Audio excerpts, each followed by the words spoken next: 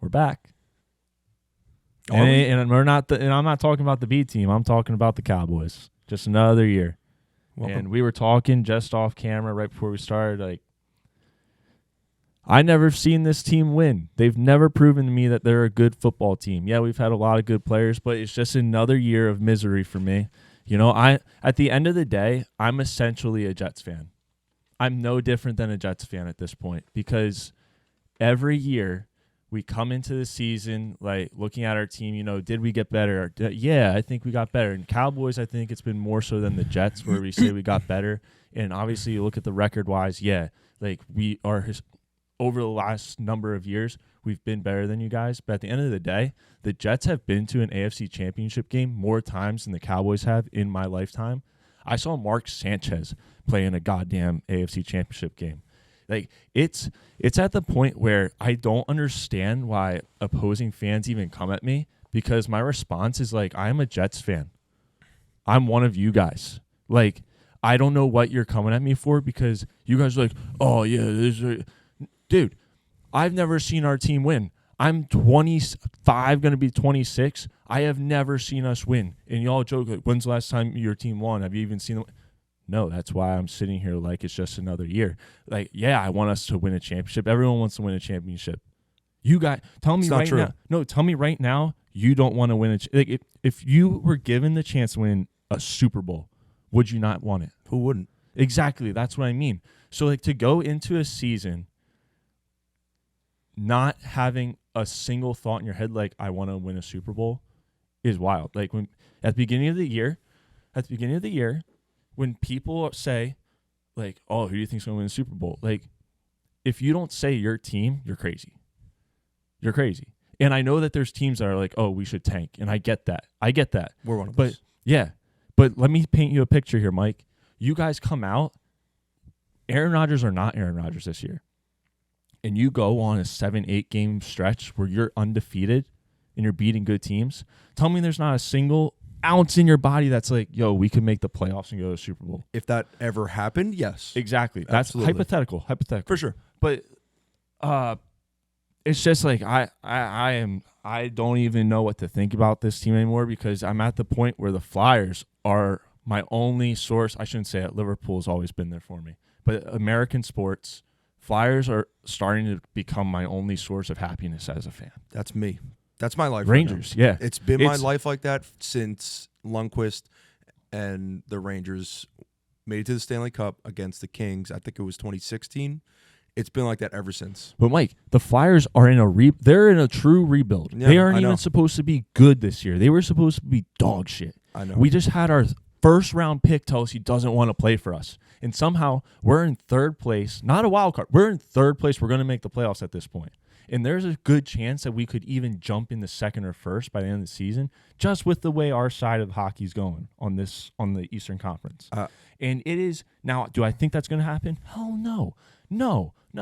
But like, there's a chance. And am I crazy enough to think that we could do it? Hell yeah, because I'm a fan. I'm a true fan. And if you want to hate on me for being a true fan, hate on me. I'm good with it. I know I'm going to hear it from everyone that the Cowboys lost. We just got our faces kicked in. It was only a 16-point game, though, 2-score game. People got to respect that. Can I say something? Yeah, go ahead. And then I'm going to really go in on the team. That's fine. Let me go off a little bit here. This is funny that you said that first little segment of like, oh, like we never win, but like we still want to see our team win. Every fan should be like that. That's not true because what did we just blow up on with our reel? Can I back that up real quick? For sure, but like hold on a minute. Like I like where you're coming from though. Like you guys are literally in kind of the position right now. I'm not saying over like the past where Steelers fans are still living. Right now where you have won games, you have had great regular seasons, and you've made the playoffs and you've lost. Mm-hmm. Now this is your third playoff. Well, Dak's now 2-6 in his that's his playoff record is 2-6. It's like you go into this wanting to win the Super Bowl. And we're going to talk about this on Tuesday. I don't want to get too much into Steelers. I just wanted to go into the NFC Championship game. For sure. Just one point about it is all in all, you know what? No, we'll save it for Tuesday with the Steelers. Because I want to back this up because this is kind of similar in a way. I don't think we cleared this up on Tuesday, where it's not so much how should I do this? It's not so much like every fan should think they're going to win. It's you should want to win. Yes. And there's different ways of wanting to win. Correct. Teams, like, we looked at the Patriots, or not Patriots, sorry, but, well, Patriots are now there, but the Steelers, and it's like, yeah, you should want to win, but there's a point where you have to change what you're doing. And I think the Cowboys got to that point with Jason Garrett, and they changed what they're doing, and I'm going to get into that in a second here. But we're talking about realistic expectations, essentially. And we said with Mike Tomlin, like, all right, has he taken this team as far as he can? Yeah, maybe. I still think the Steelers can win. I think they have a shot against the Bills. We're recording this on Sunday. They play tomorrow because the NFL is soft. But like the Steelers fans still want to win, and I think there's a way that this team could win next year with a different path. That's what I'm saying. Exactly. And thank you. And yes. Like me right now, we took a different path, and I think we're on a good trajectory, but we have the same result. But now I want to get off this. Go ahead. I want to really get into this. I agree. I want to start at the top because the players on the field do what the players on the field do, and that's a whole different story. But at the top, Jerry, this man cannot stay out of the way of our own success. We go into the playoffs. We're 12-4 for the third year in a row under Mike. Best year of offense we've had in years, I would say. Dak's best year in his career, you could argue. He was great. By far. Dak was in the MVP conversation. I don't want people to use this game against him, even though they will. But when you look at this whole season, Dak was an MVP level quarterback. He was. No, he was. You can't say he wasn't. He was. That's a fact. And Jerry Jones comes out this week and says, yeah, we're going to see how each game goes, and we'll see where his position is at the end of the year. Going into our first playoff game when we actually think we have a chance, and you're calling for the coach's head? What are we doing? What I don't understand that. That's the first thing. Now, second thing, I want to get into the coaches here. Since Barry Switzer and the legends that won us Super Bowls, we have had 6 coaches now. The first 5, dog shit in the playoffs. Dog shit in the regular season. We had 2 of the least successful coaches in this span. 2 of the least successful in our entire existence in this span. One of them being Dave Campbell and the other one being Bill Parcells, believe it or not. Mike McCarthy is the most successful coach in Cowboys history, albeit regular season. He's now what's his record in playoff? 1-3 now. 1-3 after today. He's had 3 straight 12-5 seasons. And this is where the spin zone's going to happen. He's made this offense look amazing. Now, we learned a few things this year that are not good. We have no linebackers. That's defense. We learned that Tony Pollard might not be the lead back. All right, no problems. Let's go get King Henry. Bring him in. We've talked about that a few times on the show. I think it's needed. Tony Pollard, you're perfect as a 2-back. You are honestly one of the best running backs if you have that guy with you, if you have a Zeke with you. So I think we have to change that. And when you look at Mike McCarthy, he's a guy that was in Green Bay for a number of years, won the Super Bowl in his 5th year. The first 4 years, first year was bad. The next 3 were good, and he had an MVP level quarterback, and he had a good team around him. He had a good defense. When you look at this Cowboys team, you could say that is the case with this team. And this is Mike's 4th year. Next year's a Super Bowl year, technically, in Mike McCarthy world, and I'm all in. I think you bring Big Mike back. I think Jerry Jones, just keep your lips shut. If you want to fire him after next year, go ahead. But I really think you got to ride this team out. And people are going to think I'm crazy for saying that, but I still think Dak Prescott's got it. I still think he can do it. He's still my guy. I think if we just go get a running back, we had no running game. If the defense can hold it together for a whole season, they fell off at the end, and then giving up 48 points to this team. Jordan Love, fantastic.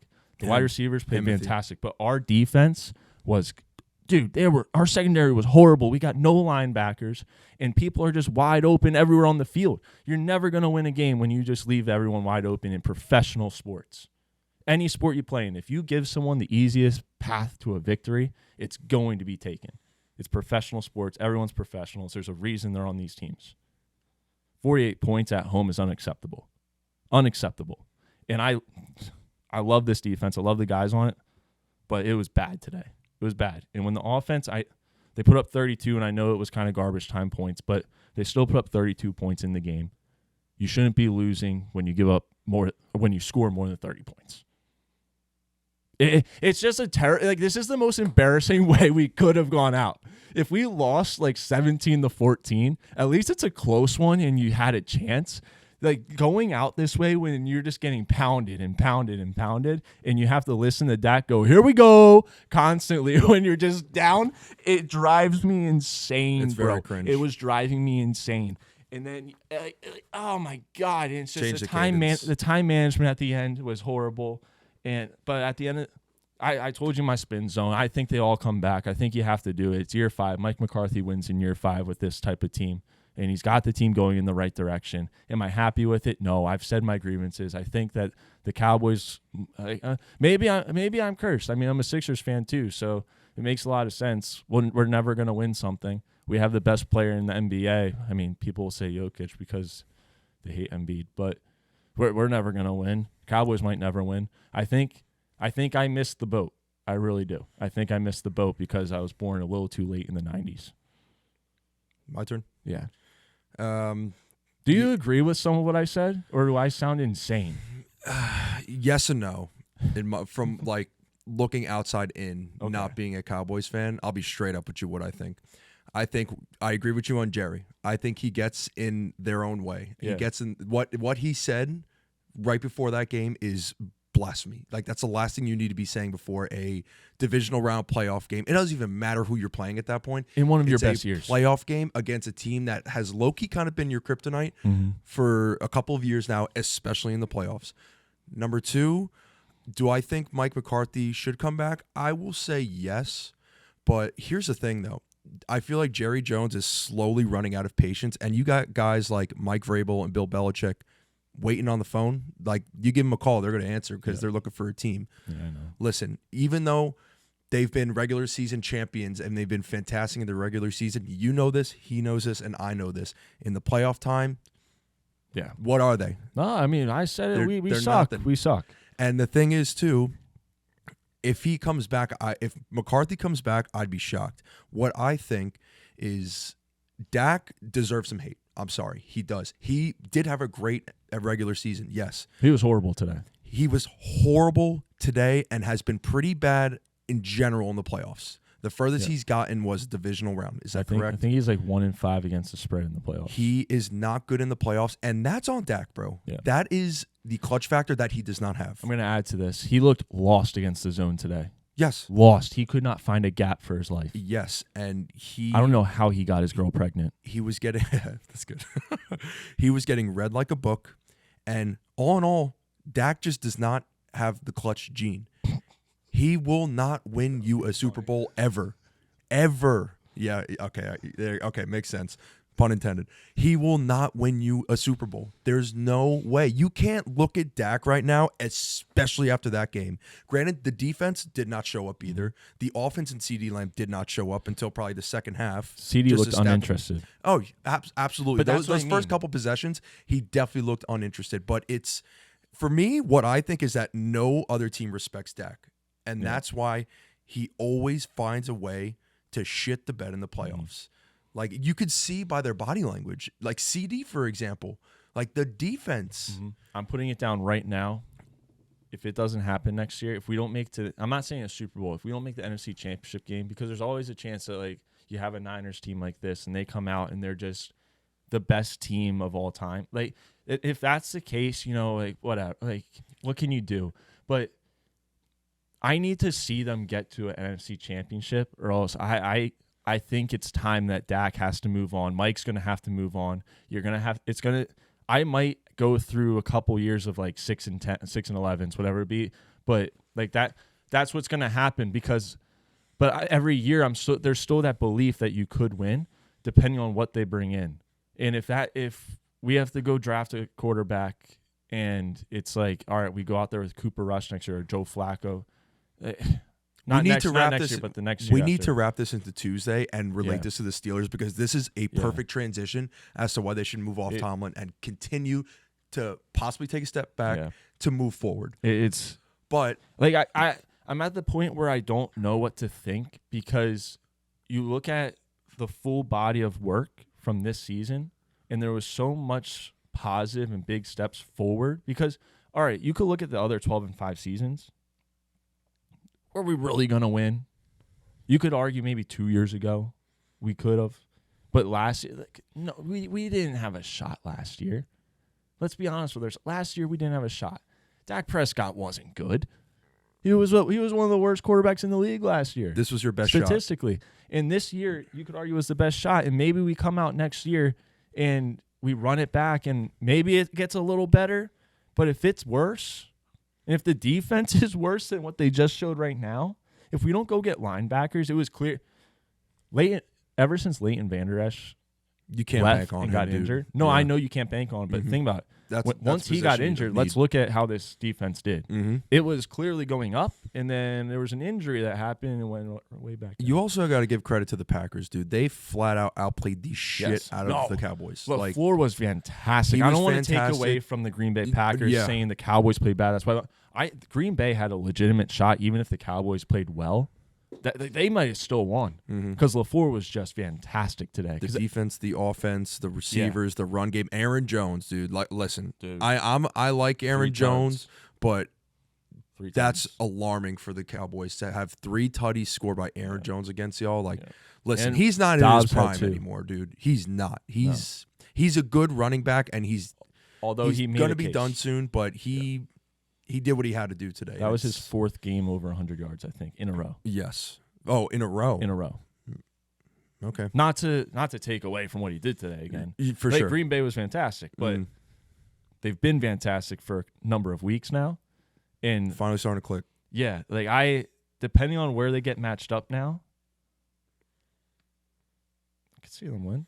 Yeah. I mean, listen. I could see them in an NFC Championship because LaFleur's a great coach. And you got to remember, too, a lot of these teams that have buys, like the Ravens and the Niners, sometimes can come back and bite them in the ass because you're not getting that steady playing time. In hockey, it matters a lot. And baseball, too. They can come off slow right off the bat. You got these teams that are playing every week. Then you have a team that hasn't played in 2 weeks. It's tough for them to really click and get things going right off the bat when they haven't played in 2 weeks. Yep. But I want to say one last thing about the Cowboys here because I think what's important is the relationship between the head coach and the quarterback. And you look at guys like Andy Reid and Mahomes. You look at Belichick and Tom Brady. They just clicked. And I feel like... Would you not say they clicked this year? They did, but today did not show. And the fact that happened is a sign that maybe it won't work out in the future. And I also think... We've seen now Dak in 8 playoff games, and he's 2-6. I don't know how much more you got to see. It's not one of those where you draft a quarterback and you start him right away like the Jets do, and they screw him over every time. But it's not bad to think about getting another guy to come in and maybe give him some competition, because I feel like Dak knows that he is the quarterback, and Jerry Jones likes him as the quarterback. Yeah. Right? He signed him to a big-ass contract. Yeah. And who's going to be the scapegoat? Mike McCarthy. When it probably should be Dak after that performance we just saw. Now, that's what I mean. I think both of them come back because who do you get rid of? Make that decision. Yeah. And Jerry's going to make the wrong one. Of course. So it's I would rather see both of them come back, and then if next year nothing happens, you just get rid of both. I would rather see that than anything else because at this point, if you get rid of one or the other, it's just you're restarting. You're restarting everything once again. And you have to remember, this was year 1 of that duo. McCarthy and Dak? As McCarthy calling the plays. Kellen Moore. That little pest, Kellen Moore, who went out to the Chargers and ruined them. He's trying to ruin a team. But luckily, they'll have Harbaugh next year, and they'll be great. But honestly, though, let's move on from this game. Last thing I'm going to say is, in the coming weeks, we shall see what happens. I might be wearing cutoff sweatshirts soon. We'll see. But let's move on from this because, like the Cowboys, and we knew that they were fool's gold, there was another team that we knew named the Dolphins, run by I told Tua. you, bro. And let me tell you, Tua, bad. Tua very bad. He was bad, dude. That man looked like he had never seen the cold. He was terrible. He was so bad he could not throw a football for his life. There was 2 teams that were on Fraud Watch, pretty much based in our rankings. In my opinion, it might have not showed on our Instagram. Mm-hmm. It was the Bills, it was the Cowboys, and it was the Fins. And Yeah. I told you that, and you came at me when I said, "Are the Cowboys fraud?" Because I gave the teams over 500 record, and they've only beaten a few. There was like 1, and so with the Fins, like, bro, the Chiefs were so locked because obviously the Colts situation. Mm-hmm. I mean, that is a big factor. It always is. We knew that one. Again, the Chiefs, they have the experience. Like, people don't realize this. Like, this is probably Tua's first game in the playoffs now, because last year he got injured, and last year he got injured. This was his first playoff game on the road with a healthy offense. Granted, their defense did have a lot of injuries, which really sucks for the Dolphins. But next man up. That's every team's mentality. But again, we don't talk about the Chiefs' defense enough. Listen to this. By the way, the Fins scored 7 points. 7 points. Not ideal. 76 total rushing yards for the Fins. 199 passing yards. This defense of the Chiefs might be just as good as their offense.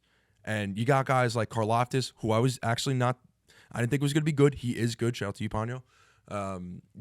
Chris Jones, like Nick Bolton, Trent McDuffie, like they're really, Steve Spagnuolo is just completely flourishing that defense. Mm-hmm. And again, Travis Kelce, we were right about him. Like, this was his game. He went 7 for like 71 yards. Rashee Rice, they finally found their wide receiver 1. They got to keep building that group. I can't see how they lose. Like, no. Miami was one of the most elite teams, the best offense in the league. The Cowboys were second, and you shut them down to 7 points. And we talked about this last week, and I jumped on the bandwagon with you. I stupidly took the Cowboys. That was more of a heart bet. This one was more of a brain bet. When I talked to Mike, took the Chiefs winning the Super Bowl. One stat I want to throw at you: when they get Rice going, it's almost a guaranteed win. In most of their games that they won, I believe it was all but 2, he had at least 6 receptions and had over 80 yards, something like that, 70 yards, somewhere in that area. And when he does that, dude, they win. It's easy wins. Easy days. It's funny and because they have to get him going if they're I gonna win. swapped Travis Kelce and Rashee Rice. I kept telling him, like, I could see a Kelce going for like 8 receptions, 111 yards, and a touchdown. Rashee Rice finished with 8 receptions, 130 yards, and a touchdown. I just got the wrong player. Yeah. But I had the right idea. Hey, but the Kelce overs hit. Yeah, they all hit. You know what didn't hit? The freaking Browns. I tried telling you, dude. I know. I tried telling you. Sleepy Joe, man. You went against the mortal. I went against freaking CJ Stroud, dude. I'm not proud of myself. I'm not. Here goes Detroit. Oh, I don't think he got in. No, I don't think so. He didn't get in. They're gonna score though. So before I did like the Rams, and like slowly I was like, you know what, like Detroit. We didn't talk about this either. Like, it's a revenge game for Stafford, but it's also a revenge game for Jared Goff. It is. It's a double revenge game. No one's talking about the double revenge. They're only talking about the single revenge. Yeah. Pretty crazy. But let's stay on the Chiefs offense here for a second.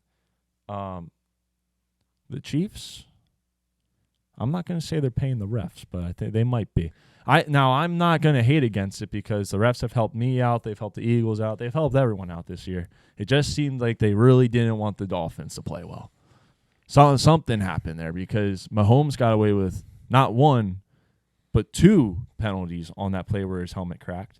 Because 1, he lowered the head, and 2, he switched out his equipment with no timeout or leaving the game, which is a 15-yard penalty, I believe, or 5-yard penalty, something like that. Which I'm all for because we bet on them. But that's just something to watch. It's something to watch because depending on who they play, the matchups, the referee matchups could go whether it might be in their favor, might be against them. I think the lowering of the head is such a bullshit penalty when it comes to an offensive player because they're throwing out not even like $15,000 fines. They're throwing out like $40,000 fines for like lowering. Breece Hall got hit with one of those. Lowering the head. when someone is trying to tackle you, it's like I get it. We're trying to just keep everyone safe, but like, dude, it's also like this is what the fuck you signed up for, man. This is freaking football. Like, I get it. Like, but it's about the head trauma, Mike. It's about the CTE, dude. Like, it's about making rap songs about coaches and everything. Like, we need this content after. Oh, please cut this out. Antonio Brown. Don't post any of this. No, I feel really bad. Chandler Jones, it's Antonio really Brown. It's really bad. But I just think that is one of the more absurd penalties that's now like a rule is like an offensive player. Like, look at all these power backs. Like, how do you think they were successful? Mike Allstott, Brandon Jacobs, like. They put their head down and they put their shoulder down. They ran people over. Like, that is the definition of football ground and pound. Like, now they're trying to take away a whole offensive scheme of ground and pound. Like, what are we doing here? Like, is everyone just going to run a spread offense, a West Coast offense? Yeah. Like, look at Mike Vrabel. Look at Derrick Henry. Like, imagine if Derrick Henry was allowed to actually put his head down and run people over. Dude, we've got fucking 3,000 yards a year. Yeah. But the Chiefs were stamped. Dolphins, I believe, are also cursed. But, like, I think the they Dolphins do have are cursed more than the Cowboys. Yeah, I agree there because they're another first-round exit team. Yeah, like, and this Cowboys have at least got into the second round of a playoffs in recent memory. Yeah, but oh man, like that was the last. I'm sorry, I gotta get back on this. That was the last thing Cowboys fans wanted was no, and you know what? I'm out on Mike. I keep thinking I'm gonna flip back and forth on this for like probably the whole episode, but I think I'm out on Mike. Dude, if Bill Belichick is, there are talks, give me the Emperor, Bill Belichick. I would take him in a heartbeat. Yeah, I think. I'm sorry. I think I want Bill Belichick. Heartbeat, bro. Because you know how Vrabel. I'm gonna hit you straight here. You know how I left that conversation saying I might be wearing cutoff sweatshirts. I kind of love the idea of that. Yeah. I mean, like it might fit. Let alone Zeke had the crop top. Now the cutoff sweatshirts. Yeah. Because I think if Bill comes, you bring back Zeke, and you just wear a cutoff. Everyone wears cutoffs. This is what I think. CeeDee Lamb likes to warm up that way. Like, it makes sense for the team to have that. And I think we didn't have that camaraderie this year because you look at the team, we're all ripped. We're wearing these cutoffs. We're wearing cutoffs in the pregame, walking in our suits and stuff. We're wearing cutoffs on the field. Bill Belichick wears cutoffs on the field. Zeke wears cutoffs on the field. What does Big Mike do? He stuffs his face with cheeseburgers and fries. Like, dude, we don't want that on this. That's not America's like, I know that's America's image, but that's not what we want America's image to be. We're trying to get better. Mm-hmm. We need someone fit in there like Bill. I think if Bill gets hired, he's fitter than Mike. Yes. If Bill gets hired, you bring back Zeke. If Vrabel gets hired, you bring Derrick Henry in. I don't think you'll lose either way. Yeah. You don't lose either way. No, I'm out on Mike now. I'm still in on Dak. I think you keep Dak for next year, but you get rid of Mike.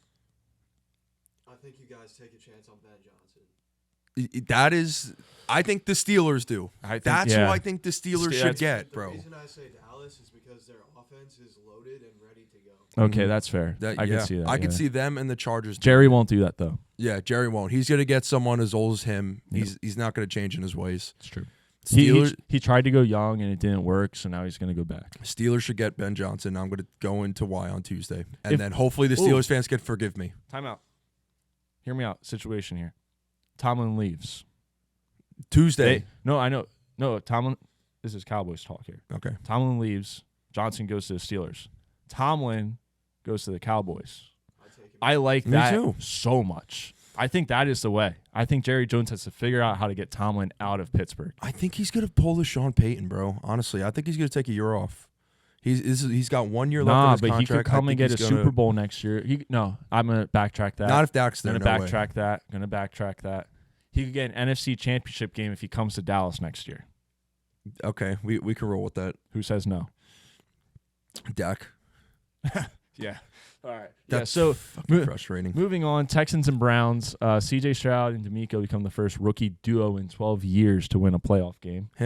CJ is that Coach guy. of the Year and Offensive Rookie of the Year and possibly Defensive Player of the Year with Will Anderson. He was great. Great. He was unstoppable. Yep.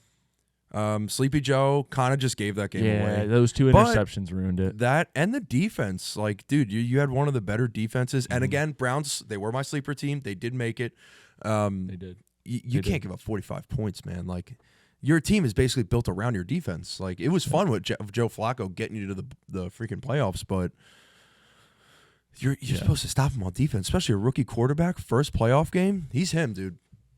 He is him. Oh, he's all over that him. is Throw a offside. flag. There you go. This game's going to be legit. Yeah. So everyone knows Detroit and the Rams are in the first quarter right now. We started recording with 16 seconds left in the Dallas game. So that's why I'm able to flip-flop, because that was an immediate reaction.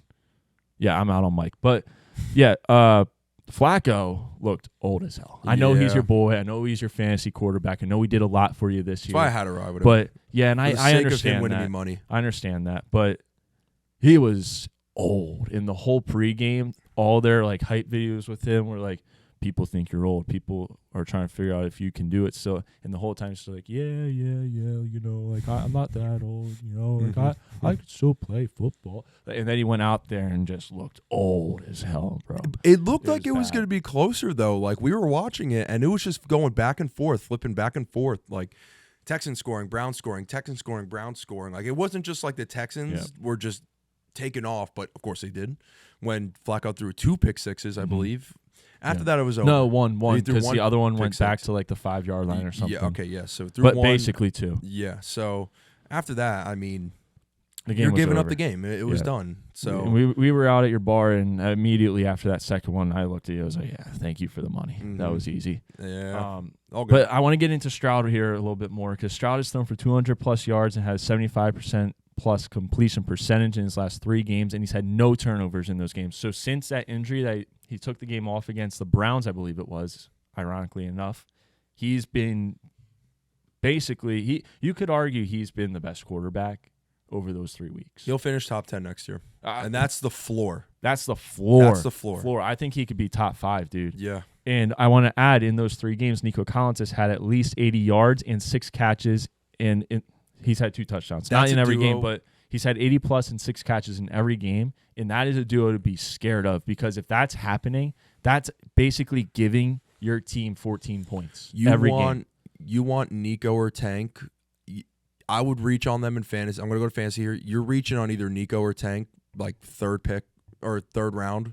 2nd round, if you're really feeling froggy, take Nico. I like that. Like you're gonna that's gonna be one of those duos like Dak CD, Herbert, Keenan, Waddle, or fucking Tyreek Hill and Tua. It's gonna be one of those that's gonna last for a long time. Amon-Ra, Jared Goff. Ooh, Stafford with the no look, by the way. Yeah, and one thing with this Texans team that people don't realize it enough. He's still Mechie's kind of starting to come into his own, and he's getting more and more influence in the offense. They got young weapons. That's what I mean. Like, there's this is gonna sound crazy, but there's no film on half these guys going into the playoffs. Like, what you're watching basically 14 games of film, but really it's like 5 games, because when did they lose Tank? Probably like week 10 or 11, somewhere around there. So like how many? You're not really seeing a lot. You're going based off of like last week's game. And it's tough to game plan against that. Now the Texans will have to go to, assuming the Bills win, they would go to the Ravens, I believe. I think regardless they go to the Ravens, right? Or no, because the lower seed, the Steelers would go to the Ravens. Would go to Baltimore. Win. Yep. Now, call me crazy, but I think the Texans' easiest path to the AFC Championship is Baltimore. Going to Kansas, going to Kansas City would not be good for them. I don't think it would. No, I don't think so either. Again, I'm taking experience. Yeah, like that's a game, Mahomes is winning that.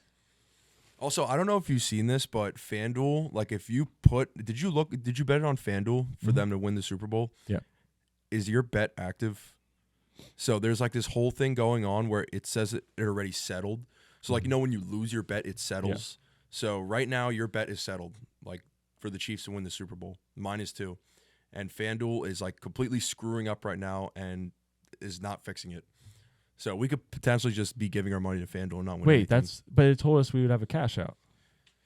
No, we're officially in a fight against it. B team versus FanDuel is officially on. I was looking at if we don't have if they make it to the AFC Championship and we do not receive a cash out option, it's on. I will be at headquarters. It's all over Reddit. They're like, like I put a bet in at like plus 650. And it's saying that it's not even active, and they're trying to get it active, but it's not working. So, okay. Oh, it's in New York. All right, so FanDuel headquarters is in New York, 300 Park Ave South, 14th. Yeah, no, we're going there if we don't get a cash out after they make the AFC Championship. Dude, I want it active. That's all I want. I just want it to be there. I'm gonna protest. Like if it's not active by the next round, like I will protest. Yeah, like no, that's $100 of my money. We have to. Yeah, I just want it there. I don't care if they lose next round because I'm not going to cash out anyways. I want it there. But we're going to protest that. All I'm going to say, because we're going to wrap up here, I am sorry for your Cowboys loss. It sucks because now. And I don't like the people saying they saw it coming. We did not see it coming. I mean, I think the Packers with the points was kind of locked. Well, with the points. Yes. But moneyline, money line game like that, I think we now. They could win the division next year. I'm throwing the Packers up there as a possible winner. If we go back to week 1, I actually picked them. It was close. I picked them. It didn't look like it at the start, but by the way, one more thing here. How the Packers transitioned from Rodgers to Jordan Love, that's the blueprint for getting your quarterback ready to play and start his career. Yep. He, of course, started off a little slow, but they trusted him. They gave him another chance. They weren't going to give anyone else a chance. Look what just happened. So you're saying that Trey Lance has a chance? Maybe. I'm not going to say he doesn't have a chance. We've seen a little bit of him in San Fran, but like some people flourish in different spots. Mm-hmm. Zach Wilson probably flourished somewhere else, probably somewhere in the Canadian League, but I'm ready for Trey Lance revenge season. I wouldn't doubt it. I would not doubt it. In 2 years, Trey Lance revenge season. Hopefully the Jets could take this blueprint now, but that's all I got to say. Good luck with that one. Yep. All right, I think we should leave it off there. Tuesday, we do not want to get into Steelers fans, we're going to record, and I want to argue. Yep, stay on the props. We're rolling right now. Yep. Who scored the first touchdown? Montgomery. Ah, damn it. All right.